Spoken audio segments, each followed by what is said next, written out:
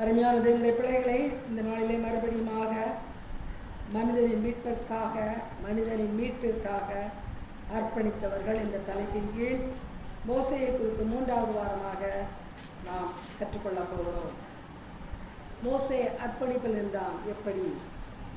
உலக பிரகாரமாக வளர்க்கப்பட்டவன், உலக பிரகாரமான பல காரியங்களை கற்றுத்தீர்ந்தவன், ஒரு ராஜ அரண்மனையிலேயே வளர்க்கப்பட்டவன். ஆனால் ஆண்டவர் தன்னை அழைத்த பொழுது அவன் எப்படி தன்னை வெறுமையாக்கி அந்த அர்ப்பணிப்பில் நின்றான் என்பதை கடந்த 2 வாரமும் பார்த்து கொண்டு இருந்தோம்.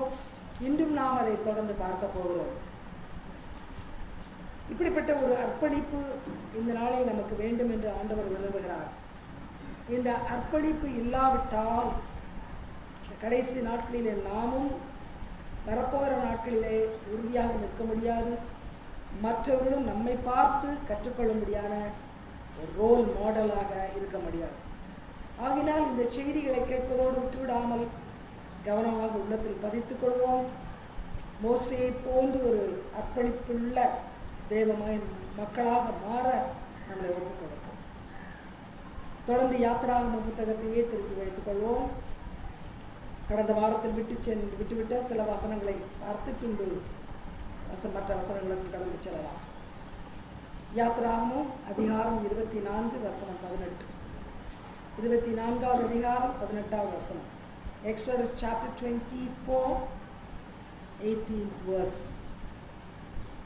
மோசே மேகத்தின் நடுவே பிரவேசித்து மலையின் மேல் ஏறி இரவும் பகலும் 40 நாள் மலையில் இருந்தான். அருமையான தேவனுடைய பிள்ளைகளே, மிகவும் அற்புதமான ஒரு காரியம். 40 நாள் மலையின் மேல். இந்த நாட்களிலேயே நாம் மலைகளை பார்க்கும் பொழுது அந்த மலைகளின் உச்சியிலே போய் ஏறி தனியாக இருப்பது என்பதை நினைத்து கூட பார்க்க முடியாது. முன்னேற்றம் அடைந்த உலகத்தில் வாழ்ந்து கொண்டு இருக்கிறோம். ஒரு நாளிலே 3 தடவை சாப்பிடுகிறோம். ஏராளமான மக்களோடு கூட பேசுகிறோம். நமக்கு நாம் சமூக பிராணி, சோஷியல் பீயிங் ஆகியனாலே தனிமையாக இருப்பது என்பது நமக்கு பிரியமில்லை. ஆனால் அந்த நாளிலே இந்த மோசே மலையின் மேல், சில நேரத்தில் மலையில் உள்ள அந்த மரங்களெல்லாம் பார்க்கும் பொழுது நான் ஆச்சரியப்படுகிறேன். எப்படி இந்த மோசே அந்த இடத்துல போய் இருந்திருக்க முடியும்? மரம் செடி கொடிகளுக்கு நடுவிலே மனித சஞ்சாரம் இல்லாத இடத்திலே, ஒருவேளை அவ்வப்பொழுது மிருகங்கள் காணப்படுகிற இடத்திலே எப்படி இருந்திருக்க முடியும்? ஒருவேளை மரம் செடி கொடி இல்லாவிட்டாலும் ஒரு வெறுமையான மலையின் மேலே எப்படி 40 நாட்கள் இருந்திருக்க முடியும்? பேச்சுக்கு யாரும், துணைக்கு யாரும் கிடையாது. ஆண்டவரோடு இருந்தார் என்று வேதம் சொல்லுகிறது. ஆனால் ஆண்டவரின் பக்கத்திலே வந்து மனித உருவத்தில் உட்காரவில்லை. ஆண்டவரே சொல்கிறார், என்னை பார்த்து ஒருவன் உயிரோடு இருக்க முடியாது. அப்படியானால் நிச்சயமாக நமக்கு தெரியும், அங்கே ஆண்டவர் பிரத்யட்சமாக அவனோடு உட்கார்ந்திருக்கவில்லை. அப்படியானால் இந்த மோசே 40 நாட்கள் அந்த மரத்தின் மேல் எப்படி இருந்தான்? 40 நாள் உபவாசம் செய்வது என்பது 3 வேளையும் இரவும் பகலும் தண்ணீர் குடியாமல் அந்த இடத்தில் இருப்பது என்பது நினைத்து கூட பார்க்க முடியாது. இந்த நாட்களிலே சில நாட்கள் உபவாசம் நாம் செய்கிறோம். ஒரு சில வேளைகள் ஆகாரம் இல்லாமல் இருக்கிறோம். ஆனால் மற்ற ஆக்டிவிட்டீஸ் எல்லாம் எப்பொழுதும் போல தூங்குகிறோம், மற்றவர்களோடு பேசுகிறோம், பழகுகிறோம், எல்லாவற்றையும் செய்கிறோம். ஆனால் இதை கொஞ்சம் கண் முன்னால் கொண்டு வந்து பாருங்கள். யாரும் இல்லாத இடத்துல கர்த்தரோடு இருந்தான். வேதம் என்ன சொல்லுது? கர்த்தரோடு இருந்தான். He was with God in English. கர்த்தர் எங்கே இருந்தார்? தேவனுடைய பிள்ளைகளை இன்றைக்கு நாம் இப்படி செய்ய முடியவில்லை. ஒரு மணி நேரம் நம்மால் முழுமையாக கவனத்தோடு ஜெபிக்க முடியவில்லை. ஏன்? நாம் கர்த்தரோடு இருக்கவில்லை. கர்த்தரோடு மோசே இருந்தபடியால் அவன் உலகத்தை மேற்கொள்ள முடிந்தது. உலகத்தின் தாகம், பசி, மக்களோடு பேச வேண்டும் என்ற ஒரு ஆவல், ஐயோ தனியாக இருக்கிறோமே என்ற எண்ணம் இல்லாமல், எல்லாம் நிறைவாக இருக்கிறது, நான் பத்திரமாக இருக்கிறேன், எனக்கு ஆபத்து இல்லை, இதையெல்லாம் நினைக்கக்கூடிய ஒரு நிலையில் அவன் இருந்தான். ஏன்? கர்த்தர் அவனோடு இருந்தார் என்ற ஒரு விசுவாசம். ஆகினால் தான் அவனால் அர்ப்பணிக்க முடிந்தது. 40 நாட்கள் கண் காணாத தேவனோடு செலவு பண்ண உலகத்தின் சகல பேசிக் நீட்ஸ், நமக்கு தேவை என்று நாம் என்னதெல்லாம் நினைக்கிறோமோ அதையெல்லாம் விட்டு ஒரு மனிதன் இருக்க முடியுமானால் அவனுடைய அர்ப்பணிப்பு எவ்வளவு அதிகமாக இருந்திருக்கும் யோசித்து பாருங்கள். தேவ பிள்ளைகளை ஆகினால் தான் அவன் கர்த்தருக்கு கீழ்ப்படிய முடிந்தது. கர்த்தர் அவனை தனது சொந்தமானவனாக மாற்ற முடிந்தது. இன்றைக்கு நாம் ஆண்டவரிடத்திலே அநேக ஆசீர்வாதங்களை கேட்கிறோம், பிரார்த்திக்கிறோம் அதிகமாக நமக்காகவே. ஆனாலும் நாம் பெற்றுக்கொள்ளாமல் இருக்கிறோம். இங்கே இந்த மனிதன் தனக்காக எதையும் கேட்டுக்கொள்ளவில்லை, அர்ப்பணித்து விட்டான். ஆண்டவரே, you have your way in my life. I will not have my identity of myself. I surrender. I am yours, Lord, do what you want. That's the only reason why he could be there alone with God in a mountain. There was no human being, ignoring all the physical needs. He was there, and Bible doesn't say God was with him. Bible says he was with God. What does the Bible say? He was with God or God was with him? He was with God. அவன் கர்த்தரோடு இருந்தான். என்ன போட்டிருக்குது?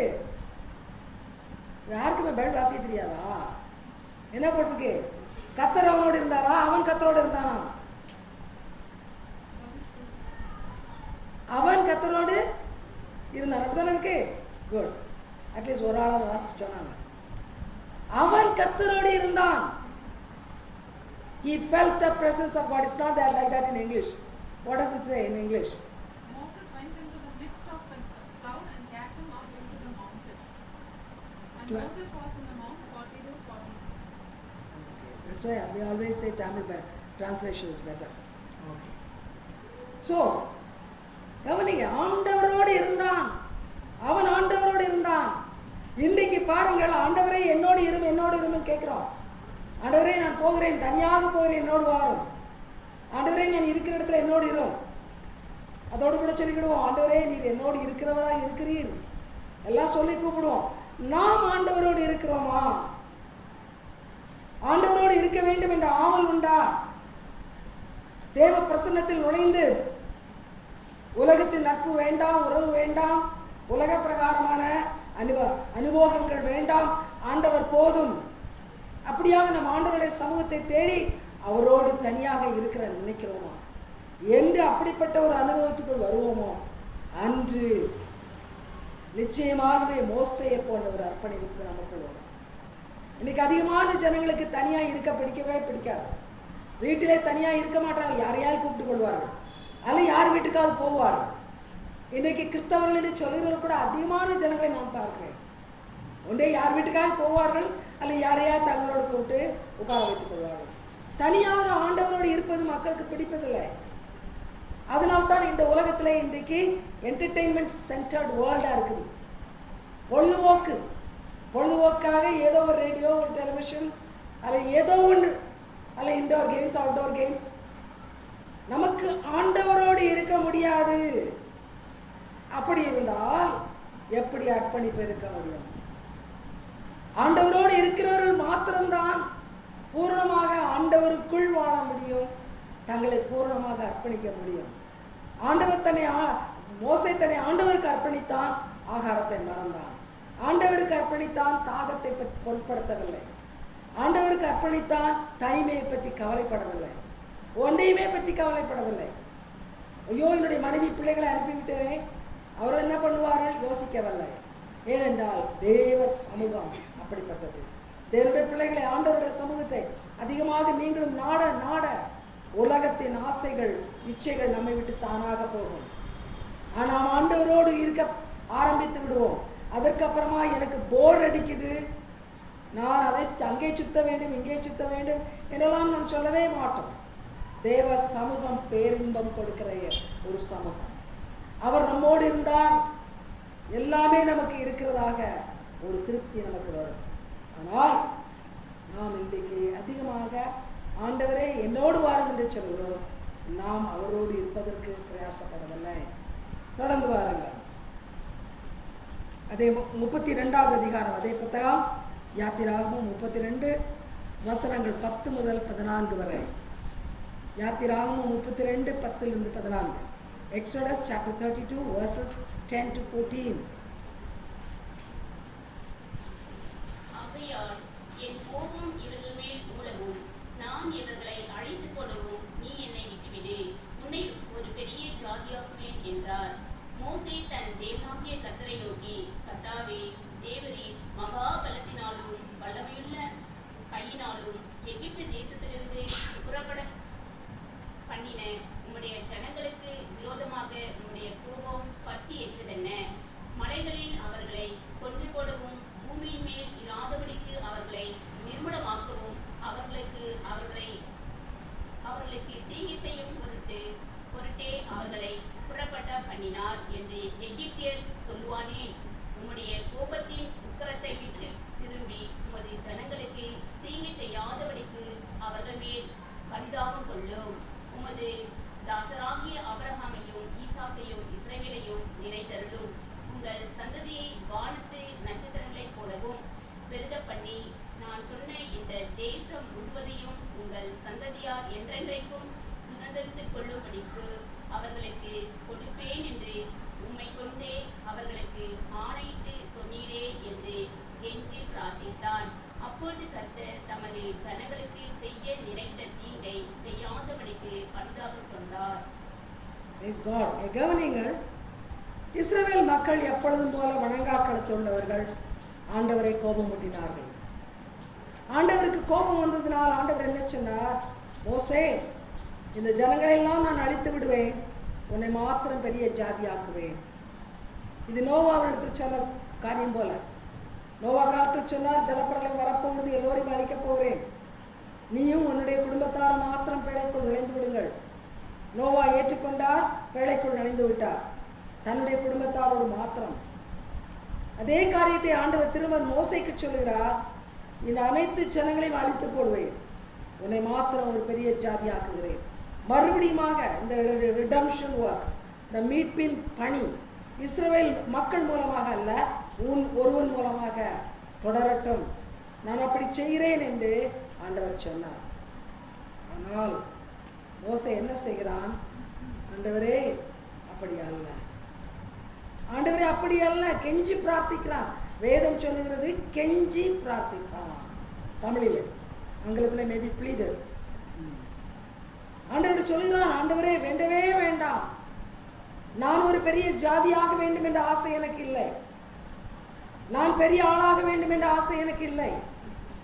இந்த ஜனங்களை நீர் அழிக்கக்கூடாது, இந்த ஜனங்களை என்னோடு கூட நீர் வைக்க வேண்டும், இந்த ஜனங்களை நீர் அன்று வாக்குத்தத்தம் கொடுத்த அந்த கானானுக்கு நான் அழைத்து செல்ல வேண்டும். கெஞ்சுகிறான், மன்றாடுகிறான் ஆண்டவரிடத்துல. வேதம் சொல்லுகிறது, கர்த்தர் பரிதாபம் கொண்டார், கர்த்தர் பரிதாபம் கொண்டார். அவன் சொல்கிறான், ஆண்டவரே பரிதாபப்படும், இவர்கள் மனிதர்கள், பலகீனமுள்ள மனிதர்கள், பாவம் செய்து விட்டார்கள், மன்னித்து விடும். அருமையான தேவனுடைய பிள்ளைகளே, அர்ப்பணிப்பு என்றால் என்ன? நாம் பெரிய ஆளாக வேண்டும் என்பது அல்ல. இன்னைக்கு நம்முடைய பெரிய குற்றம், பெரிய ஒரு செட்பேக், டிராபேக், நான் பெரிய ஆளாகி விட வேண்டும், என்னை எல்லோரும் பெரிய ஆள் என்று சொல்ல வேண்டும், எனக்கு விசேஷித்த ஃபேவர் கிடைக்குமானால், ஆண்டவரிடத்திலிருந்து ஒரு பட்சம் கிடைக்குமானால் நான் அதை பெற்றுக்கொள்ள வேண்டும். இன்றைக்கு ஊழியர்கள் முதற்கொண்டு தனிப்பட்ட விசுவாசிகள் வரையிலே எல்லோரும் let me get it. அப்படிப்பட்ட ஒரு மனிதனாக இருந்திருப்பானால் அந்த அர்ப்பணிக்கப்பட்ட மக்களுடைய பட்டியலில் அவன் பெயர் இருந்திருக்கார். ஆண்டவர் அவனை குறித்து பல காரியங்களை சொல்லுகிறார், அதையெல்லாம் ஆண்டவர் சொல்லியிருக்க மாட்டார். Lord, it's not I, it is us, all of us. We are one family. தேவ பிள்ளைகளை, இந்த எண்ணம் நமக்கு இருக்கிறதா? நாம் ஒரு குடும்பம் என்று நினைக்கிற ஒரு எண்ணம் இருக்குமானால் எந்த இடத்தில் இருந்தாலும் நாம் நம்மை தாழ்த்துவோம். எந்த இடத்தில் இருந்தாலும் சுயநலம் நம்மிடத்தில் வராது. சுயம் என்பது நமக்கு இருக்கவே இருக்காது. இன்றைக்கு நான் என்னை எப்படி திருப்திப்படுத்திக் கொள்ளலாம், எனக்கு என்ன லாபத்தை ஏற்படுத்திக் கொள்ளலாம், இருக்கிற இடத்துல எதை நான் எடுத்துக்கொள்ளலாம். I will get it for myself. I will satisfy myself. எப்பொழுதுமே நான், என் குடும்பம், இதுவே நம் கண் முன்னால் இருக்கிறது. நாம் நம்மை கொண்டு ஆண்டவரால் ஒன்று செய்ய முடியாது. தேவனுடைய பிள்ளைகளை நம்மை கொண்டு ஆண்டவரால் ஒன்று செய்ய முடியாது. அர்ப்பணிப்பு என்றால் நான் மட்டுமல்ல ஆண்டவரே, என்னோடு இருக்கிற திரள் கூட்டம், ஆல். இந்த ஒரு எண்ணம் வருமானால் எந்த இடத்துல குடும்பத்தில் இருந்தாலும் சரி, ஒரு ஸ்தாபனத்தில் வேலை செய்தாலும் சரி, மற்றவர்களுக்கு கிறிஸ்துவின் அன்பு நம் மூலமாக கடந்து செல்லும். We'll be a vessel or a channel in his hands. Channel of God's love, channel of God's compassion. ஆனால் இன்னைக்கு அதிகமான கிறிஸ்தவர்கள் ஈகோ சென்டர்ட் கிறிஸ்டியன்ஸ். என்னை யாரும் வந்து சொல்லிவிடக்கூடாது, நான் பெரிய ஆள், எனக்கு எல்லோரும் மதிப்பு கொடுக்க வேண்டும், எல்லாமே நான் தான். அது அர்ப்பணிப்பு அல்ல தேவ பிள்ளைகளே. அப்படிப்பட்ட ஒரு சிறு எண்ணம் அன்றைக்கு மோசையோடு இருந்திருக்குமானால் அவன் அந்த மக்களை நடத்தியிருக்கவே முடியாது. ஆனால் அந்த மக்களுக்காக அவர்களை மன்னித்திரம் என்று கெஞ்சுகிறான். அப்பொழுது ஆண்டவர் பரிதாபம் கொண்டார். சொல்லுகிறார், நாள் ஒன்று வரும், அன்றைக்கு அவர்களுக்கு பனிஷ்மெண்ட் கிடைக்கும். ஆனால் இப்பொழுது நீ சொல்லுகிறபடி நான் கேட்கிறேன், நான் அவர்களை மன்னித்து விடுகிறேன். ஆண்டவர் ஒரு தனி மனிதனுடைய ஜெபத்தினால் ஒரு கூட்டம் இஸ்ரவேலை பாதுகாப்பார். கவனிங்கள், one man against such a huge crowd. இவன் ஒருவனுடைய பிரார்த்தனை அவ்வளவு பேருடைய மீறுதல்களையும் மன்னிக்கிறதுக்கு ஏதுவாயிற்று. இதுதான் உண்மையான அர்ப்பணிப்பு. உண்மையான அர்ப்பணிப்பு living for others, praying for others, having concern for others. Selfishness is not God's way of life. Why God honored Moses? The rebellious people were so rebellious, the Lord could not endure any longer. He said, let me destroy them. I will put an end to them, but I will make you a big nation. Like from Noah's family, again people started multiplying. Through your family, I will raise a big nation. Let me destroy these people. But Moses' heart was not a heart of selfishness. He didn't like it. He didn't want it. He did not want it that way. The moment God called him out and he accepted it, he took it very seriously. These are my people, like they are your people, and you are keeping me as a shepherd, and they are my people too. I don't want them to perish. Lord, forgive them. And this one man's prayer saved the entire people of Israel. My dear people, Lord is looking for people like that. Today, examine your heart, how selfish you are. Examine your heart. நம் இருதயத்தை சோதித்து அறிவோம், அதற்குள்ளே எவ்வளவு சுயநலம் இருக்கிறது. மற்றவர்களுக்காக வாழ முடிகிறதா?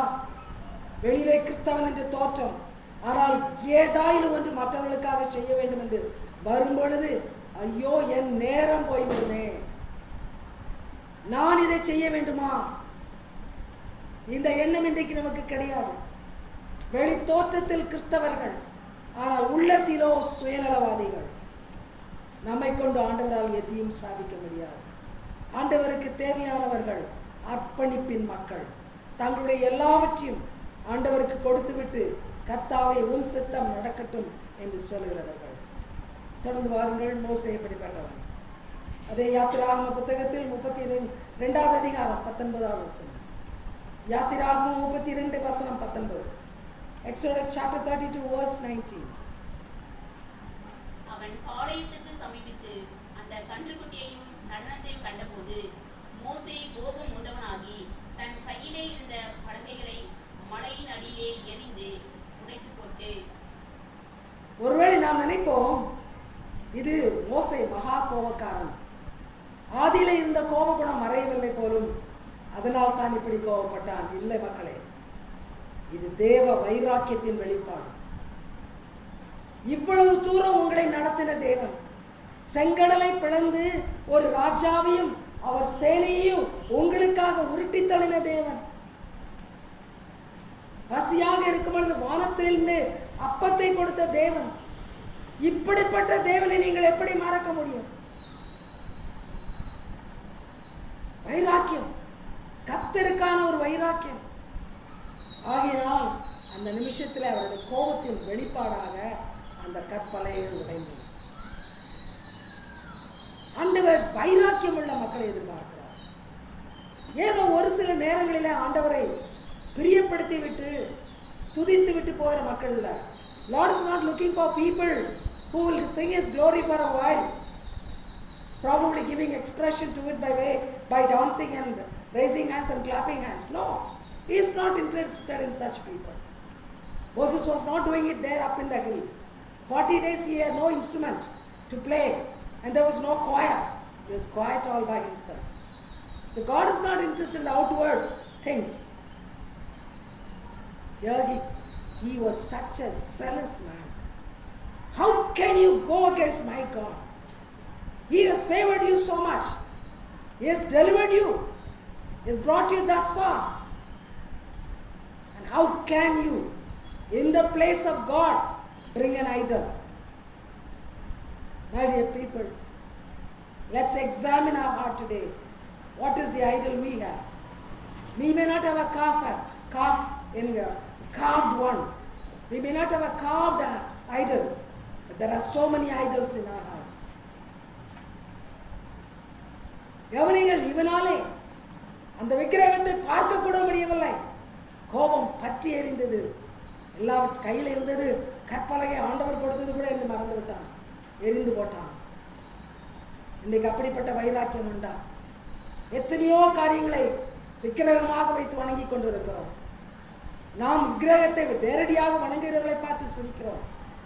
ஆனால் நம்முடைய உள்ளத்திலே எத்தனையோ விக்கிரகங்கள். இன்னைக்கு சில பேர் சாப்பாட்டை பார்த்தால் ஒரு எல்லாவற்றையும் மறந்து விடுவார்கள். அவர்களுக்கு சாப்பாடு விற்கிறார்கள்.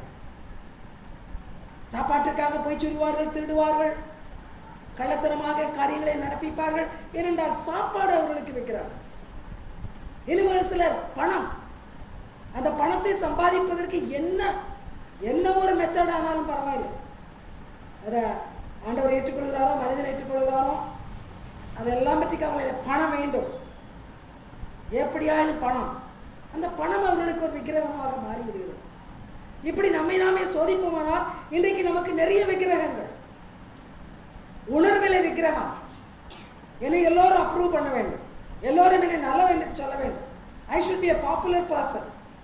We may not, all of us cannot become famous people, but definitely we can become popular when we go around pleasing people. A lot of man pleasers, they're very popular because they have a beaming smile, put up smile, and certain things they'll do to please people. They may become popular. My dear people, that's not okay. God wants a person who will only please Him. இந்த இடத்துல இந்த இஸ்ரவேல் மக்களிலே அநேக தலைவர்கள் இருந்தார்கள். குடும்ப தலைவர்கள், பெரியவர்கள், பணக்காரர்கள் இருந்திருப்பார்கள். ஆனால் மோசேக்கு யாரை பற்றி கவலை இல்லை. ஏன் ஆண்டவருக்கு விரோதமாய் நீ காரியம் செய்தாய்? ஆகினாலும் மனிதரை கூட விக்கிரகமாக வைத்து வணங்கவில்லை. யாரையுமே பெரியவர்கள் என்று சொல்லி அவர்கள் பின்னாலே போகவில்லை. தேவ பிள்ளைகளே, நீங்களும் நானும் எங்கே இருக்கிறோம்? Are you zealous for God? Do you have the zeal like Moses had? And that is the true commitment. தேவ வைராக்கியத்தோடு வாழும் வாழ்க்கை ஒரு அர்ப்பணிப்பின் வாழ்க்கை என்றால் யாக்கோபுக்கு எழுதின நிருபத்திலே அவர் அழகாக சொல்லியிருக்கிறார். பரிசுத்த ஆவியானவர் நம்ம எப்படி நேசிக்கிறாராம்? வைராக்கிய வாஞ்சியோடு நேசிக்கிறார். ஆண்டவர் நம்மை வைராக்கிய வாஞ்சியோடு நேசிக்கிறார். ஆனால் நாம உலகத்தை பிடித்து கொண்டு ஏதோ அவருக்கு நேரத்தை கொடுத்து விட்டோம் என்று நம்மை நாமே தேற்றிக் கொண்டிருக்கிறோம். அநேக நம்முடைய வழிகள் ஆண்டவருக்கு பிரியம் கிடையாது. அதை நாம் சோதிப்பதே கிடையாது. இது நான் வகுத்த வழி, இதில் தான் நான் போவேன். அது வைராக்கியம் அல்ல. தேவ வைராக்கியம் என்ன? Lord, you tell me, I will obey. You show me the way. Let me have your way, not my way. இப்படியாக நாம் நடக்கும் பொழுது நம்மிடத்தில் இருக்க தேவ வைராக்கியம் மற்றவர்களை சிந்திக்க தோன்றும். தொடர்ந்து வாருங்கள். அதே புத்தகம் யாத்திராகமம் 32:21. யாத்திராகமம் 32:21. Exodus chapter 32 verse 21. பின்பு மோசே ஆரோனை நோக்கி, நீ இந்த ஜனங்கள் மேல் இந்த பெரும் பாதகத்தை சுமத்துகிறதற்கு இவர்கள் உனக்கு என்ன செய்தார்கள் என்றான். கவனியுங்கள், இந்த இடத்துல ஆரோன் அந்நியனு கிடையாது, மோசேயுடைய அண்ணன். ஆனால் மோசே தன்னுடைய 40 நாள் ஆண்டவரோடு இருந்த அந்த நேரத்தில் அவர்களுக்கு என்ன சொன்னார்? உங்களுக்கு தேவை இருக்குமானால் ஆரோன் இருக்கிறார், ஊர் இருக்கிறார், யோசுவா அங்கே இல்லை. அவர்கள் ரெண்டு பேரிடத்தில் உங்களுக்கு ஏதாவது வேண்டுமானால் கேட்டுக்கொள்ளுங்கள், ஆரோன் இடத்துல ஊர் இடத்திலும் இவர்களை பார்த்துக் கொள்ளுங்கள் என்று சொல்லிவிட்டு மோசே மேலே போய்விட்டார். ஆனால் திரும்பி வந்து பார்க்கும் பொழுது கன்றுக்குட்டியை வணங்கிய நடனமாடி தங்களுடைய சரீரத்தெல்லாம் அவலட்சணமாக்கி அவர்கள் நின்று கொண்டிருந்தார்கள், நடனமாடி கொண்டிருந்தார்கள். ஆனால் அந்த நேரத்தில் மோசே தலைவனை கோபித்துக் கொள்கிறான். சொந்த அண்ணன், வயதில் மூத்தவன், அதை பார்க்கவில்லை. God made you a leader. Where is your leadership? தலைவனாக ஆண்டவர் உன்னை வைத்தார். இவர்களெல்லாம் இப்படி வழிதப்ப செய்வதற்காகவா நீ உங்க தலைவன்? வழிதப்ப செய்கிறவன் தலைவன் அல்ல. ஒரு பொறுப்பை உனக்கு ஆண்டவர் தந்திருக்கிறார். கர்த்தர் என் மூலமாக இந்த பொறுப்பை உனக்கு கொடுத்தார். ஆனால் அந்த பொறுப்பிலே நீ தவறிவிட்டாய். அந்த மக்களை பற்றி நீ கவலைப்படவில்லை. ஆண்டவர் தெளிவாக சொன்னார், என்னை நீ உங்களுக்கு வேற தேவர்கள் இருக்க வேண்டாம். ஆனால் நீயோ அவர்களை விதமான அவலட்சணமான ஒரு வழிபாடுக்கு, ஆராதனைக்கு நடத்தி இருக்கிறாய். தேவனுடைய பிள்ளைகளே, இன்றைக்கு நாம் ஏதாயிலும் ஒரு லீடர்ஷிப்ல, ஒரு தலைமை பதவியில் இருப்போமானால் கவனிங்கள், நம்மிடத்தில் ஆண்டவர் எதை எதிர்பார்க்கிறார் என்பதை சொல்லுகிறார். நாம் அர்ப்பணிப்பில்லாத தலைவராக இருக்கும் பொழுது இப்படித்தான் நாம் நடப்போம். நம் கீழ் இருக்கிறவர்கள் என்ன செய்தால் என்ன, அவர்களுக்கு என்ன நடந்தால் என்ன, அதை பற்றி எனக்கு கவலை இல்லை. நான் என்னுடைய கௌரவத்தை காத்துக்கொள்ள வேண்டும், என்னுடைய பதவியை தக்க வைத்துக் கொள்ள வேண்டும். மோசே ஒரு உண்மையான தலைவனுடைய லட்சணங்களை அறிந்திருந்தபடியால் ஆரோன் தலைமை பதவியிலே தவறின போது அவன் அண்ணன் என்று பார்க்கவில்லை, தைரியமாக அவனை கண்டிக்கிறான். ஜனங்களை பாவம், அவர்கள் என்ன செய்தார்கள்? நாம் ஜனங்கள் தப்பிதம் செய்யும் பொழுது ஜனங்களை குற்றப்படுத்துகிறோம். அவர்கள் அப்படி, இவர்கள் இப்படி. ஆனால் வேதம் யாரை குற்றப்படுத்துகிறது? ஜனங்களை அல்ல, தலைவனை. மோசே கேட்டிருந்திருக்கலாம், ஏன் இஸ்ரவேல் மக்களை உங்களுக்கு நன்றி இல்லையா? ஏன் இப்படி பண்ணுகிறீர்கள்? ஏன் இப்படி தாறுமாறாய் நடக்கிறீர்கள்? இல்லை, அவன் தலைவனைத்தான் கண்டித்தான். ஆண்டவர் அப்படித்தான் அவனுடைய ஆவியிலே பேசினார். Now leadership role is a very important role. A role where you have a lot of responsibilities. Here Aaron was trying to say, oh, people's mistake. But Moses did not accept it. Moses did not find fault with the people. He said, Aaron, why have you done that? What have they done against you? Why you allow them to worship the idols?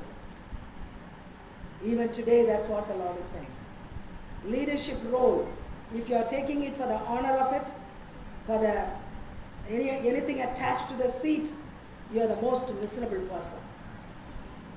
Leadership involves a lot of responsibilities. Leadership involves giving away oneself. It's not today. The world is like this because leaders are miserably faithful. இந்த உலகம் ஏன் இவ்வளவு மோசமான நிலையில் இருக்கிறது? தலைமை பதவியில் இருக்கிறவர்கள், தலைமை தாங்குவது, தலைமை பதவியில் இருப்பது என்பது என்ன என்பதை உணராமல் போனபடியால் தங்களுக்கு எல்லாம் வேண்டும், தங்களுக்கு மதிப்பு வேண்டும். நாங்கள் தாழ்ந்து போக மாட்டோம், நாங்கள் மற்றவர்களோடு கூட பகிர்ந்து கொள்ள மாட்டோம், நாங்கள் மற்றவர்களுக்காக உழைக்க மாட்டோம். இப்படிப்பட்ட தலைமை எங்கேயெல்லாம் இருக்கிறதோ அங்கே ஆண்டவர் மகிமைப்பட முடியாது. என்னை மேலே வைத்தாரானால் நான் கீழே இருக்கிறவர்களை பார்க்க வேண்டும், என்னையே பார்த்து கொண்டிருக்க கூடாது. எனக்கு கீழே இருக்கிறவர்கள் முக்கியம். அவர்களுக்கு நான் என்ன செய்ய வேண்டும், அவர்களுக்காக எதை நான் விட்டுக் கொடுக்க வேண்டும். அவர்கள் நன்மை செய்ய, அவர்கள் நன்மை பெற நான் என்னை எப்படி மாற்றிக்கொள்ள வேண்டும்? Now, if we cannot do that, let's not become leaders. இது மாதிரியான ஒரு சுபாவம் இல்லாவிட்டால் தலைமை ஏற்று எதையும் நடத்தக்கூடாது. ஆண்டவரே, நான் தலைமை பதவிக்கு, தலைமை தாங்குவதற்கு, மக்களை நடத்தி செல்வதற்கு தகுதியற்றவன் என்று நாம் சொல்ல வேண்டும். தொடர்ந்து வரும் 32வது அதிகாரம் 32வது வசனம். யாத்திராகமம் 32:32. Exodus 32:32. ஆகிலும் தேவரே அவர்கள் பாவத்தை மன்னித்தருவீரானால் மன்னித்தருளும், இல்லாவிட்டால் நீர் எழுதின உம்முடைய புஸ்தகத்திலிருந்து என் பேரை திருக்கி போடும் என்றான். எவ்வளவு ஒரு அருமையான லீடர் பார்த்தீங்களா? அவர்களை மன்னிக்காவிட்டால் எனக்கு பதவி வேண்டாம், பரலோகம் வேண்டாம், என் பேரை ஜீவ புத்தகத்திலிருந்து கிறுக்கி போடும், பாவிகளுடைய லிஸ்ட்ல என்னை சேர்த்துக்கொள்ளும். இத்தனை ஜனங்களை நீர் அழித்துவிட்டு என் ஒருவரை நீர் பரலோகம் அழைத்து செல்வதற்கு நான் சம்மதிக்க மாட்டேன். How the character of sacrifice. Let me sacrifice the eternal blessings when all these people are going to perish. How can I alone go to heaven? How can I alone have my name written in the book of life? No. Lord, scribble my name. Let me be one among them. Do you identify yourself with the people? Not many people today do that. We think, oh, we are great somewhere. ஆண்டவர் இன்றைக்கு நம்மை மக்களோடு கூட ஒன்றுபடுத்தும்படியாக விரும்புகிறார். அப்படிப்பட்டவன் மாத்திரம்தான் தலைவன். ஆகினால் தான் இயேசு குஷ்டரோகியை தொட்டார். குஷ்டரோகியாகிய சீமோன் வீட்டிலே சாப்பிட்டார். பிரச்சாரத்திலே கையும் மையுமாக கண்டுபிடிக்கப்பட்ட ஒரு ஸ்திரீயோடு கூட பேசினார். சமாரிய ஸ்திரீ, யூதர்களால் புறக்கணிக்கப்பட்ட ஒரு ஜாதி, அவளோடு ஐக்கியம் கொண்டார். தேவ பிள்ளைகளை, இயேசு சுவாமி எல்லா விதத்திலும் கீழே இறங்கி வந்தார். மக்களுக்காக, மக்களோடு கூட தன்னை ஐக்கியப்படுத்திக் கொண்டார். தன்னை வேறுபடுத்திக் கொள்ளவில்லை.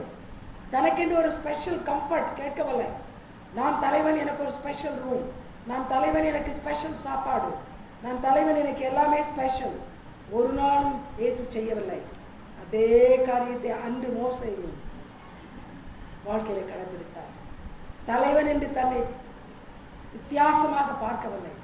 தன்னை பெரியவன் என்று எந்த விதத்திலும் யோசிக்கவில்லை. என்னை போல இவர்களும், அவர்களுக்கு எதை கொடுக்கிறீரோ அதே எனக்கு தான், எனக்கு நீ ஒன்று பிரத்யேகமாக தரக்கூடாது. என்னுடைய பிள்ளைகளே, அப்படிப்பட்ட ஒரு சுபாவம் இருக்கிறதா? இன்றைக்கு யோசித்துக் கொள்ளுங்கள். இன்றைக்கு தெளிவாக தெரியுங்கள். A committed Christian is one who forgets about himself. That's why Jesus said, deny yourself and take up the cross. Deny yourself. தன்னை மறக்காதவன், தன்னை வெறுக்காதவன் ஒரு அர்ப்பணிப்பின் மனிதனாக இருக்க முடியாது. மற்றவர்களுக்காக வாழ வேண்டும். அதுதான் சிலுவை கற்றுக் கொடுக்கிற காரியம். மற்றவர்களுக்காக நான் சிறுமைப்படுகிறேன். அங்கே இருந்த ஒரு யூத தலைவனுக்கும் அவமானம் வரவில்லை. இயேசுவை சுற்றி இருந்த ரோம தலைவர்களுக்கு யாருக்கும் அவமானம் வரவில்லை. ஆனால் கள்வனை போல சிலுவையில் தொங்கினவர் அவர் ஒருவர். அவ்வளவு தூரம் தன்னை தாழ்த்தினார். அதனால் தான் எபிரேயர்களின் வாக்கியம் சொல்லுகிறார், தாழ்த்தினார். எல்லாவற்றையும் விட்டு தன்னை வெறுமையாக்கினார். ஒருவேளை அங்கே இருந்த சோல்ஜர்ஸ் கூட அருமையான ஆடைகளை அணிந்து கொண்டு அங்கே நின்றிருக்கலாம். ஆனால் இயேசுடைய ஆடைகளை எல்லாம் கலட்டி அவலட்சணமான ஆடையை அவர் கொடுத்து வைத்திருந்தார்கள். கவலைப்படவில்லை. தன்னை தாழ்த்தினார், தன்னை வெறுமையாக்கினார். He emptied himself. Many people, how often do we empty ourselves? We have the character to fill ourselves. Everything for me, more and more for me. I, Moses, and the character of God Almighty. ஆகினால் தான் மற்றவர்களுக்கு எனக்கு என்ன நீங்க நினைக்கிறீங்களோ அதை மற்றவங்களுக்கு, அல்லது மற்றவங்களுக்கு என்ன கொடுக்குறீங்களோ அதே எனக்கு கொடுங்க. தேவ பிள்ளைகளை, இயேசுவை நாம் காண்பிக்க வேண்டுமானால் நான் பெரியவன் என்று சொன்னால் ஒரு நாள் காண்பிக்க முடியாது. தன்னை பெரியவன் என்று எண்ணுகிறவன், பெரியவன் என்று காண்பிக்க விரும்புகிறவன் இயேசுவை காண்பிக்கவே முடியாது. அவனிடத்தில் இயேசு இல்லவே இல்லை.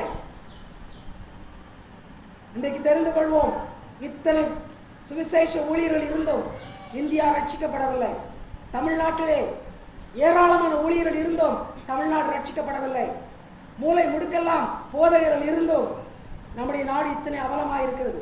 காரணம், தங்களை விட்டு கொடுத்து மக்களை உருவாக்குகிற ஒரு சுபாவம் கிடையாது. இயேசு சொன்னார், ஆடுகளுக்காக ஜீவனை கொடுக்கிற மேய்ப்பன் நான். ஆடுகளை தின்னுவதற்காக ஆடை வளர்க்கிற மேய்ப்பன் நான் அல்ல. ஆனால் அந்த ஆடுகள் வளர்வதற்கு என் ஜீவனை நான் கொடுப்பேன். அதுதான் அர்ப்பணிப்பின் சுபாவம். அந்த சுபாவத்தை கொண்டவனாக மோசே இருந்தார். தற்பரிசோதனை செய்வோம் தேவ பிள்ளைகளே. செவித்தின உள்ளவர்களாக, இருதய கடினம் உள்ளவர்களாக இருந்தால் சீக்கிரத்தில் ஆண்டவர் இயேசு வரப்போகிறார். கர்த்தர் சீக்கிரமாக வரப்போகிறார். எங்கே நிற்பீர்கள்? எங்கே நிற்பீர்கள்? யோசித்து பாருங்கள். என்னுடைய குடும்பம், என்னுடைய வயது, என்னுடைய மதிப்பு எல்லாவற்றையும் விட்டு தள்ளுங்கள். எனது என்பதை சொல்ல தூக்கி போட்டுவிட்டு நமது என்று சொல்லுங்கள். அந்த சுபாவம் உங்களுக்கு வரட்டும். தொடரும். யாத்திராகமம் 33வது அதிகாரம் வசனம் 11. யாத்திராகமம் 33:11. Exodus chapter 33 verse 11. ஒருவன் தன் சிநேகிதனோடு பேசுவது போல கர்த்தர் மோசேயோடே முகமுகமாய் பேசினார். பின்பு அவன் பாளையத்துக்கு திரும்பினான். நூனின் குமாரனாகிய யோசுவா என்னும் அவனுடைய பணிவிடைக்காரனாகிய வாலிபன் ஆசரிப்பு கூடாரத்தை விட்டு பிரியாதிருந்தான். What a friend we have in Jesus in the pardon. மோசேயோடு ஒரு சிநேகிதனோடு பேசுவது போல பேசினார். ஆண்டவர் அந்த அளவுக்கு நம்மளோடு கூட உறவு கொள்ள விரும்புகிறார். Lord expects an intimate relationship with him. He wants it. A lot of us don't know that. We want to worship the crowd. We want to make all kinds of shows in the crowd. But are you alone in the closet with the Lord? Do you spend time alone with the Lord? That only will develop intimacy. It's not what you shout in the crowd. ஒரு ரகசியத்தை நான் இன்றைக்கு இப்பொழுது வெளிப்படையாக சொல்கிறேன். இந்த நாட்களிலே worship கும்பலை சேர்க்கிறார்கள். ஏன் தெரியுமா? பிசாசு சொல்லுகிறான், சேருங்கள், கும்பலை சேர்த்துக் கொள்ளுங்கள். கும்பலோடு கிடந்து கத்திக்கொண்டு இருந்தால் ஆண்டவரோடு நீ தனிப்பட்ட உறவு பண்ண மாட்டாய். இன்றைக்கு அதெல்லாம் மாய்மாலம். சும்மா கையை தூக்குறது, கண்ணை மூடுறதெல்லாம், கும்பலில் கையை தூக்குறது, காலை தூக்குறது, குதிக்கிறதெல்லாம் மாய்மாலம். தனியாக உன்னுடைய அறையில் குதிப்பாயா? தனியாக உன்னுடைய அறையில கையை தூக்கி வர்ஷிப் பண்ணுகிறாயா? தனியாக உன்னுடைய அறையில கண்ணை மூடி ஏதோ ஒரு உலகத்துக்கு போகிறாயா? that is intimacy. அப்பொழுதுதான் ஒரு சிநேகிதனோட பேசுவது போல பேசுவார். இன்றைக்கு கடவுள் மனிதனோடு பேசுவது போல நம்மோடு பேசலாம். அது பெரிய காரியம் அல்ல. நண்பனை போல பேசுகிறாரா? Is he talking to you like a friend, a close friend? You share all your secrets with your friends, not with your relatives. If you have a very close friend, you open your heart to your friend, like Jonathan and David. They had such intimate friendship. David trusted him, the enemy's son. The friendship was so thick. And that's the kind of friendship the Lord wants to have you and with me. But not when you and I have the worship in the crowd. Today people are running and thronging the places where crowd worship is there. There is no God, there is no worship, there is no intimacy. I can say that from the mountaintop. Absolute hypocrisy. Absolutely put up thing. Do you have the capability of worshiping God and seeing Jesus as your friend when you are alone with him? That is the friendship Jesus wants to have with you. யோசித்து பாருங்கள். உங்களை ஒரு நண்பர் இருப்பானால் கூட்டத்தில் அந்த நண்பரை உயர்த்தி பேசுவீர்கள், புகழ்ந்து பேசுவீர்கள். ஒருவர் எல்லாரோடும் சேர்த்து எதெல்லாமோ சொல்வீர்கள். தனியாக பார்த்தால் மூச்சை கூட பார்க்க மாட்டீர்கள், திருப்பி கொண்டு போவீர்கள். அந்த நண்பன் உங்களோடு வருவான், நான் மறுபடியும் வரமாட்டான். இன்றைக்கு ஆண்டவரோடு அதான் பண்ணி கொண்டிருக்கிறோம். தனியாக ஜபிப்பது கிடையவே கிடையாது. குடும்ப ஜபமும் கிடையாது, தனி ஜபமும் கிடையாது. ஷாப்பிங் லிஸ்ட் உண்டு. இன்னும் கொஞ்ச நாள் அது எப்படி ஆகிடும்னா, ஏடிஎம்ல போயிட்டு கார்டை போட்டு காசு எடுக்கிற மாதிரி ஆண்டவர்கிட்டையும் வந்துடுவோம். அதுக்கு ஒரு மாடர்னாக ஏதாவது கவனிச்சு கண்டுபிடிச்சிட்டோன்னா, ஆண்டவரே இதெல்லாம் என் ரிக்வஸ்ட்டு உள்ளே போடுறேன், பதிலாக வெளியே எடுத்துக்கிறேன், முடிஞ்சு போச்சு. We will go to that extent. That is the relationship we have with God. I tell you, God wants to have you as a friend. No use you singing, what a friend I have in Jesus. No. Jesus wants to say, what a friend I have in so and so. எவ்வளவு ஒரு நண்பன் எனக்கு, எத்தனை பிரியமான நண்பன், எத்தனை அருமையான நெருக்கமான நண்பன். ஆண்டவர் உங்களை குறித்து என்னை குறித்து சொல்ல முடியுமா? சில வேளைகளிலே தனியாக ஜெபிக்கும் பொழுது ஒரு அபிஷேகம் வல்லமையான, உங்களுக்கு தெரியுமா என்னமோ தெரியாது, எனக்கு தெரியும், அந்த அனுபவங்களாம் உண்டு. ஒரு வல்லமையான அபிஷேகத்தை நான் உணர்வேன். ஏனென்றால் ஃப்ரெண்டை வா என்று கூப்பிட்டால் ஓடோடி வருவான் ஃப்ரெண்டு. உண்மையான ஃப்ரெண்ட்ஸ். அப்படிப்பட்ட ஒரு அன்போடு ஆண்டவர் ஓடி வருவார். அப்பொழுது அபிஷேகத்தில் நிறைகிறோம். அவர் நமக்குள்ளே வந்து விடுகிறார், வலிமையாக வருகிறார். அது யாரும் பார்க்க முடியாது. அதை யாருக்கும் வெளிக்காட்டுவதற்கு அல்ல, அது ஒரு டிராமா போடுவதற்கு அல்ல. It's between God and you. That's an intimate relationship. That's why he said he is a bridegroom, with the church is a bride.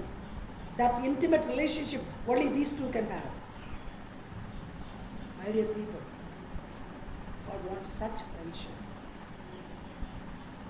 Can you give? Can you offer him that friendship?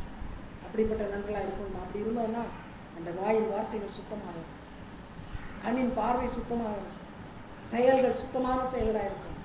தன்னலம் இருக்கவே இருக்காது. பணாசை, பொருளாசை, போஜன பிரியங்களாக இருக்க மாட்டோம். இன்றைக்கு போஜன பிரியம் என்பது நமக்கு சாபக்கேடாக இருக்கிறது. நிறைய தின்னணும், எப்போ பார்த்தாலும் தின்னணும். I tell you, the food which was given for our health has become an idol, worst idol today. தேவனுடைய பிள்ளைகளை ஆண்டவர் பேசிக் கொண்டிருக்கிறார். ஆண்டவர் உங்களுக்கு நண்பனாக வேண்டுமா? அவரோடு தனியாக 40 நாட்கள் இரவும் பகலும் அவன் செலவழித்தான். அப்படி அல்ல, ஓரளவுக்காக செலவு பண்ண முடியுமா? Alone with God. Alone with God. The Lord says, alone with me, alone with me. Tell him today, Lord, I'm there for you.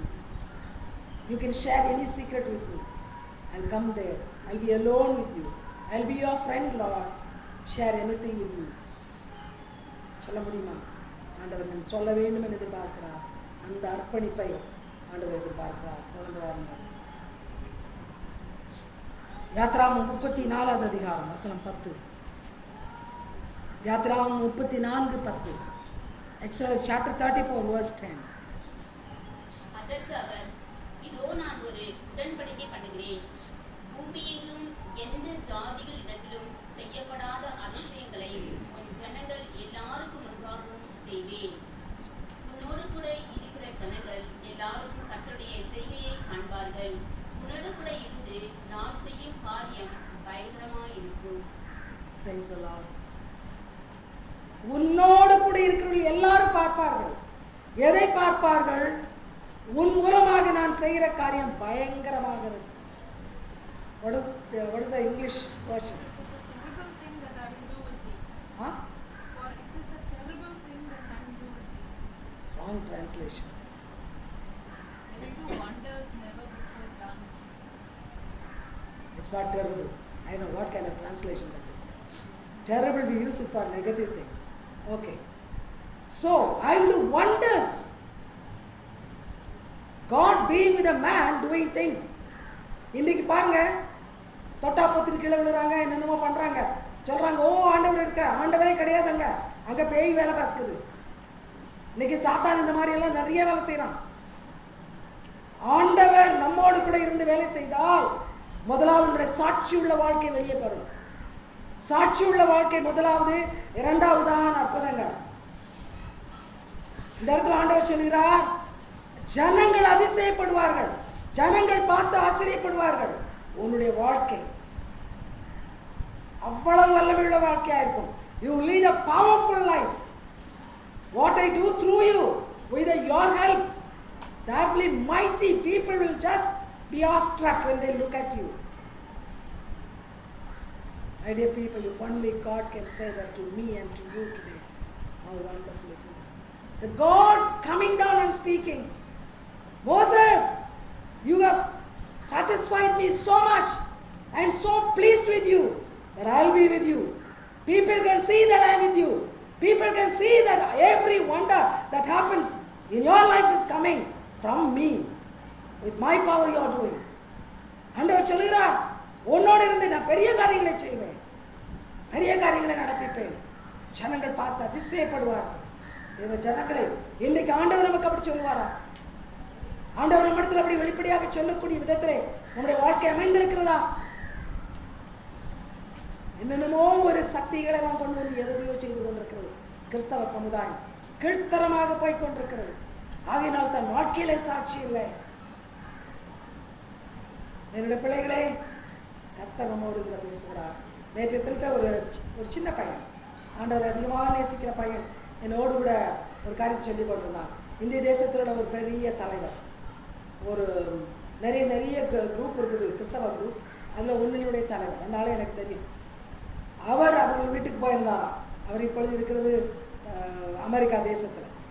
அவர் வீட்டுக்கு போயிருக்கும் பொழுது இவர்கள் சாப்பாடு பரிமாறும் போது அவருக்கு முதல்ல கொடுக்கலையாம், மற்றவங்களுக்கெல்லாம் கொடுத்தாங்களா, அவர் கோச்சிட்டாங்க. அது எப்படி எனக்கு ஃபர்ஸ்ட் கொடுக்காம மற்றவங்களுக்கு கொடுக்கலாம்? இன்னைக்கு தேவ ஊழியர்கள் இப்படி தான் இருக்கிறாங்க. எனக்கு முதல்ல, நான் ஃபர்ஸ்ட், என்ன முதல்ல ரெக்கக்னைஸ் பண்ணுங்க, அப்புறம் மற்ற பேர். இதுதான் இன்னைக்கு தேவ ஊழியருடைய அவலமான நிலைமை. இதனால் இங்கே என்ன சொல்லுவார்கள்? கர்த்தர் என்னிடத்தில் இருக்கிறார். கர்த்தர் உன்னோடு கூட இருந்து வேலை செய்தால் நீ தாழ்ந்திருப்பாய். உன்னிடத்துல தாழ்மையை பார்ப்பார்கள். You will humble yourself. Humility is the sign for people to know that God is with you, not pride. Pride is the sign that people will see devil is with you. When you are proud, very obvious that devil is leading your life. When you are humble, very obvious that God is leading your life. Which group you belong to? ஆண்டவர் நம்மோடு கூட இருந்தார். தாழ்மை. அதனால தான் மோசே என்ன நடந்தாலும் யாரிடத்துலையும் போய் பார்த்தீங்களா நான் கோலை நீட்டினேன் செங்கடல் பிளந்துருச்சு, பார்த்தீங்களா நான் கோலை நீட்டினேன் சமுத்திரத்தில் நதி ரத்தமாக போச்சு, எங்கேயுமே சொல்லலை. அந்த நாள் ஒரு மேகசீனும் இல்லை, ஒரு ரேடியோ டெலிவிஷனும் இல்லை. அதில் பக்கத்தில் உள்ள ஆள்கள்ட்டையும் கூட சொல்லி தெரியல. அவன் மாமனார் வரும்போது கூட என்ன சொல்றார்? நான் கேள்விப்பட்டேன். மோசே மாமனாருக்கு சொல்லி அனுப்பல, வந்து பாருங்க என்னெல்லாம் நடக்குது. என்ன சாதாரணமாக இடையே நினைச்சிங்களே, ஒரு மாட்டு ஆடு மேய்க்கிறவன் நினைச்சிங்களே, அப்படி இல்லை, நான் பெரிய ஆள் இன்னைக்கு சொல்ல. God cannot be with the people who are boasting. The more you humble yourself, the more God is revealed through your life.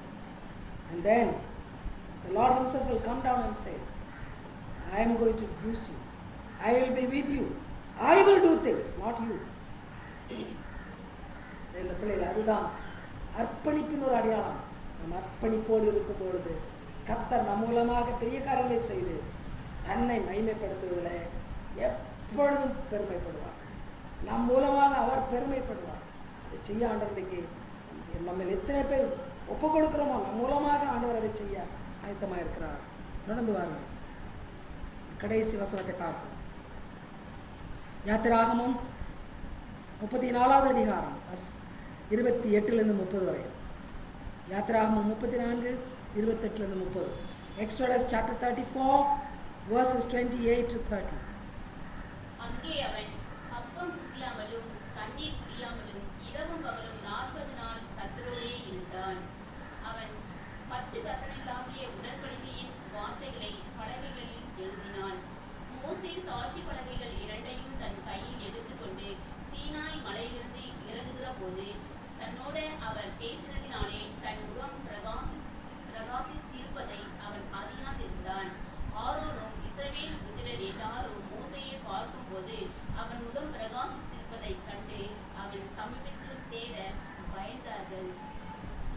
கவனிங்க, இந்த இடத்துல எவ்வளவு அழகா செகண்ட் டைம் 40 நாள் ஆண்டவரோடு இருக்கிறான். ஆண்டவர் பேசினார். கீழே வரும் பொழுது அவன் முகம் பிரகாசம் அடைந்திருந்தது.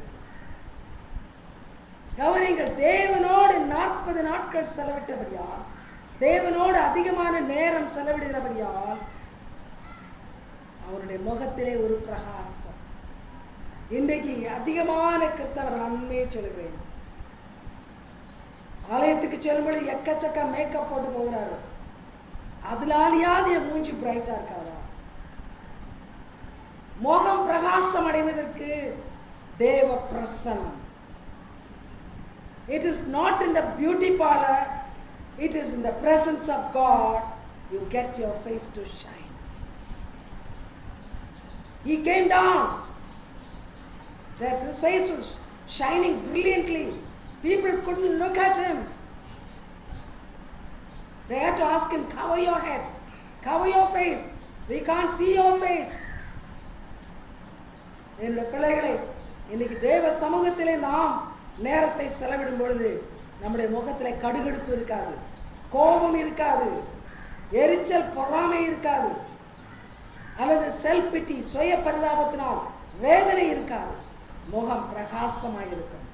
பிரகாசம் எப்படி வரும்? சும்மா பைபிளை நாம்கே வாஸ்து தூக்கிட்டு போனா வராது. தேவ சமூகத்தில் கர்த்தரோடு ஒன்றுபட வேண்டும். அந்த முதலே சொன்ன இன்டிமேட் ரிலேஷன்ஷிப், கர்த்தரோடு கூட ஒரு அருமையான உறவு, தனிப்பட்ட உறவை ஏற்படுத்தி அதிகமாக ஜெபிக்கிறவர்கள், இன்னைக்கு அதிகமாக உளறுகிற கிறிஸ்தவர்கள். Today, these days, men blabber more than women. I see that. Men talk more than women these days. That's the truth. And women have quietened down compared to earlier days. Talk, talk, talk, all the time talk. God knows what you talk. Talk to God. Talk to Jesus. இன்னைக்கு நிறைய ஆண் மக்கள் பார்க்குறோம், உளறிக்கொண்டே இருக்கணும், ஏதோ உளரணும், வாயை திறந்தா உளறிக்கிட்டே இருக்கணும். அது அர்த்தம் இருக்கோ இல்லையோ? ஆண்டவர் சொல்ற, என்னோட பேசு, உன் முகம் பிரகாசம் அடையும். ஆண்டவரோட பேச பிரியம் கிடையாது நமக்கு. ஒரு 5-10 நிமிஷம் ஆண்டவரோட பேச முடியாது. ஜெபம் இன்னொருவர் பண்ணா கூட அந்த ஜெபம் எப்பொழுது முடியுமோ? ஜெபம் சுருக்கமா ஜெபிக்கிறவங்களோட செபிச்சா நல்லா இருக்கும். ஆனா ஆசீர்வாதம் மட்டும் பெருக்கமா வரும். எங்க ஊரெல்லாம் சில பைத்தியங்கள் ஜெபிக்கும். இந்த சுருக்கமான ஜெபத்துக்கு பெருக்கமான ஆசீர்வாதம் தாங்க. ஆண்டவர் பெருக்குமாறு எடுத்து தான் பெருக்குவார். சவுத்தில் பண்ணீங்கன்னா பெருக்குமாறுனா தொடப்போம், சரியா? சுருக்கமான ஜெபத்துக்கு என்ன கேட்கணும்? பெருக்கமான ஆசீர்வாதம். ஆண்டவர் நினைச்சுவாரு, பெருக்குமாறு எடுத்து பெருக்கி தள்ளிடுவார் நம்மள. இப்படி ஜெபம் உண்டா? கேட்டிருக்கீங்களா? ரொம்ப சாதாரணம். திருநெல்வேலியில ரொம்ப சாதாரணம், ரொம்ப ஸ்வீட்டா ஜெபிப்பாங்க. ஆனால் ஆசீர்வாதம் எப்படி வரணும்? வீட்டோட கதவெல்லாம் உடச்சிக்கிட்டு உள்ள வரணும், அவ்வளோ வரணும். இவங்க முகம்லாம் பிரகாசிக்க நினைக்கிறீங்களா? முகம் கடுவன் போன முகம் மாதிரி இருக்கும். கடுவன் போனேன்னு சொன்னால் அது மூஞ்சி எப்படி இருக்கும்? சுடு சுடு சுடுன்னு இருக்குது. அப்போ பார்த்தா அநேக முகம் அப்படி தான் இருக்குது. சந்தோஷம்னால என்னன்னு தெரியல. உங்ககிட்ட யாராவது வந்தாலே அந்த சந்தோஷம் தன்னால் வரணும். It should be contagious joy.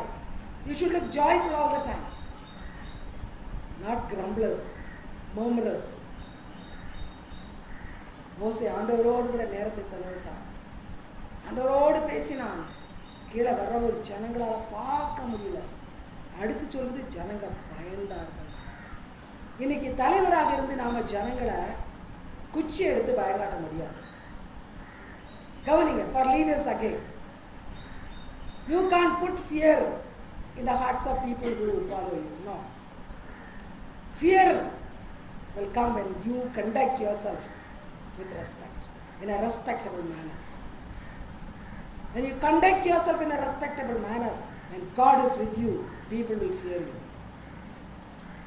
கவனிங்க, ஒரு தலைவனாக இருந்து திட்டி திட்டி யாரையும் திருத்த முடியாது, குச்சி எடுத்து அடிச்சு அடிச்சு திருத்த முடியாது. நான் எப்போ சொல்றேன், don't demand respect, command respect. நம்முடைய நடத்தையை பார்த்து ஜனங்கள் நம்மை மதிக்க வேண்டும், பயப்பட வேண்டும். இவங்க சாதாரணமான ஆள் இல்லை, கர்த்தருடைய ஆள். நான் என்னமோ சாதாரணமாக நினைச்சு பழகிட முடியாது. நம்முடைய நடத்தை, அன்றைக்கு மோசே வந்தான், முகம் பிரகாசமாக இருந்தது. அவனோடு இருந்த இஸ்ரவேலர்கள், அவனோடு இருந்த லேவி கோத்திரத்து மக்கள், அவனுடைய சகோதரன் ஆரோன், அவனுடைய கூட இருந்த ஊர், அவனோடு இருந்த ஜாஷுவா எல்லாருமே பயந்தார்கள். ஏன்? அவன் முகம் அவ்வளவு பிரகாசமாக இருந்தது. He reflected God. His face reflected God, and God's presence could be seen on his face. People feared, people respected. தேவ பிள்ளைகளே, ஆண்டவர் அழகாக இன்றைக்கு மோசேயை குறித்து ஒரு லீடர் எப்படி இருக்கணும்னு பேசணும். hours together I can speak from morning till evening. At least then some leaders, proud leaders will change, I believe. எவ்வளவுக்கு எவ்வளவு நம்ம தாழ்த்துறோமோ, எவ்வளவுக்கு கீழே இறங்கி ஆண்டவரோடு நம்ம வாழ்றோமோ, அவ்வளவுக்கு அளவு வச்சு உள்ள ஒரு தலைவராக நம்ம இருக்க முடியும். அதைத்தான் இன்றைக்கு ஆண்டவர் இடத்தில் எதிர்பார்க்கிறார். அருமையான தேவனுடைய பிள்ளைகளே, கர்த்தருடைய சமூகத்தில் நேரத்தை செலவு பண்ணுங்க. கர்த்தரிடத்துல செலவு பண்ணுங்க. கிச்சனில் உட்கார்ந்துருக்கிற லேடிஸ் உங்களுக்கு சொல்கிறேன், அந்த கிச்சனும் அந்த ஸ்டவ்வும் உங்களை எங்கேயும் கொண்டு போகாது. அரட்டை கச்சேரி இடத்துல பக்கத்து வீட்டில் போய் உட்காந்து உளறுறது, ஃப்ரெண்ட்ஸ் வீட்டில் போய் உட்காந்து உளறுறது நிறுத்துங்க. தேவ சமூகத்தில் நேரத்தை செலவு பண்ணுங்க. அதை எக்ஸ்பீரியன்ஸ் பண்ணுறவன் நான். அதனால நான் சொல்கிறேன், you are so happy, you are not worried about anything. The most pleasant thing is to spend time with the Lord. With the Lord. உண்மையிலே எங்கள் வீட்டுக்கு யாராவது வந்தால் நான் ஆண்டு மனசில் சொல்லுவேன், ஆண்டவரே உங்களோடு செலவு பண்ணுறவங்க மாத்திரம் தாங்க வரட்டும். அரட்டை கச்சேரி எனக்கு வேண்டாம். உங்களுக்கு பிரியமில்லாத ஆட்கள் என் வீட்டுக்கு வேண்டாம். உண்மையிலே நான் அப்படி ஜெபிக்கிறேன். நீங்கள் நம்புறீங்களா? நம்பலையும் வந்து வீண் கதை பேசுகிறவங்களே வீண் கதை பேசாதீங்கன்னு சொல்லுங்க. பிள்ளைகளை கர்த்தரோட சமூகத்தில் இருப்பது அதை அனுபவிச்சு தான் பார்க்கணும். அனுபவிக்காதவங்களுக்கு தெரியாது. மனுஷனோடு உளறி உளறி பழகினவங்களுக்கு தெரியாது. தேவனோடு பேசி பாருங்கள், தேவனோடு தனிமையாக இருந்து பாருங்கள். அப்படிப்பட்ட அர்ப்பணிப்பில் ஆண்டவர் உங்களை கொண்டு பெரிய காரியங்களை செய்வார். ஏராளமான மக்கள் உங்களை பின்பற்றி கர்த்தரோட பிள்ளைகளாக மாறுவார்கள். உங்களை பார்த்து கர்த்தரோட பிள்ளைகளாக மாறுவார்கள். அது நிச்சயம் நடக்கும். God bless you.